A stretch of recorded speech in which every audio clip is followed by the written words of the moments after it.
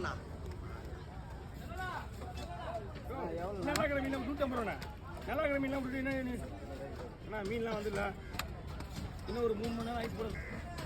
அவங்க மீனோட உங்களுக்கு விலை கம்மி தானே? எதாச்சு குழம்புக்கு தெரியுங்க, பிரியாணி தெரியாவா? சரி, இது ஃபுல்லாகவே குழம்பு போட்டுருங்க.